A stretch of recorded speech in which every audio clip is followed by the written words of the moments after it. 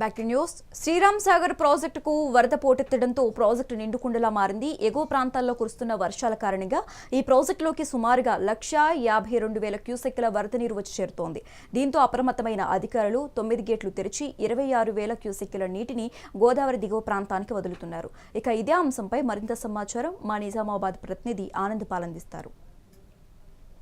శ్రీరామ్ సాగర్ ప్రాజెక్టుకు జలకళ సంతరించుకుంటూ దీంతో అప్రమత్తమైన అధికారులు దిగువ ప్రాంతానికి నీటిని కూడా విడుదల చేస్తా ఉన్నారు. సుమారుగా 8 గేట్ల ద్వారా 25 క్యూసెక్ల నీటిని కిందికి విడుదల చేస్తా ఉన్నారు. అదే ప్రస్తుతం మనం శ్రీరామ్ సాగర్ ప్రాజెక్టులో చూసినట్టు విజువల్స్ కూడా చూస్తే విజువల్స్ లో కూడా 8 గేట్ల ద్వారా గోదావరికి దిగువ ప్రాంతానికి నీటి కూడా విడుదల చేస్తా ఉన్నారు. ప్రస్తుతం అయితే ఈ ప్రాజెక్టుకు 1,53,000 క్యూసెక్ల ఇన్ఫ్లో రావడంతో అధికారులు అప్రమత్తమయ్యారు. ఈ ప్రాజెక్టు పూర్తి స్థాయి నీటి మట్టం చూసినట్లయితే 1091 అడుగులు 81 టీఎంసీలు కాగా ప్రస్తుతం ఈ ప్రాజెక్టులో 1088 అడుగులు 72 టీఎంసీలకు చేరింది. మహారాష్ట్ర అయితేనేమి క్యాచ్మెంట్ ఏరియాలో తెలంగాణలో కురుస్తున్న భారీ వర్షాల కారణంగానే ఈ ప్రాజెక్టుకు వరద నీరు పోటెత్తుతుందని చెప్పుకోవచ్చు. గత 5 రోజుల నుంచి భారీగా వర్షాలు కురుస్తున్నాయి. అయితే విష్ణుపూరి, బాలేగావ్ తదితర ప్రాజెక్టుల నుంచి కూడా భారీగా గేట్లను ఎత్తివేయడంతో శ్రీరామ్ సాగర్ ప్రాజెక్టుకి వరద నీరు వచ్చి చేరుతుంది. దీంతో అధికారులు సుమారుగా 8 గేట్లను ఎత్తి దిగువ ప్రాంతానికి 25,000 క్యూసెక్ల నీటిని వదులుతున్న పరిస్థితి ఉంది.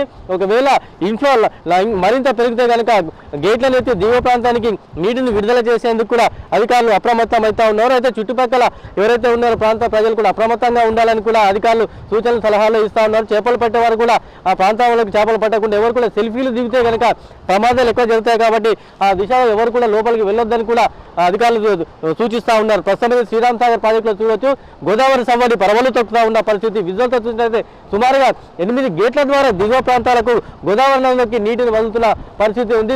జల సవ్వడి కూడా మనం చూస్తున్నట్లయితే కనుక ఎంత ఆహ్లాదకరంగా ఉంటున్న పరిస్థితి కూడా ఉంది. అయితే గతంలో వరుణులు ఆశించిన స్థాయిలో వర్షాలు కురియలేదు.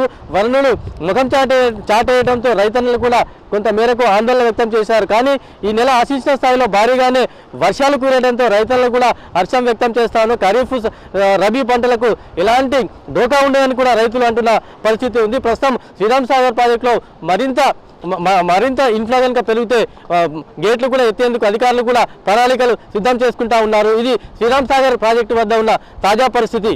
కెమెరామెన్ రవీందర్తో ఆనంద్ పాల్, మెగా 9, శ్రీరామ్ సాగర్ ప్రాజెక్టు నుండి.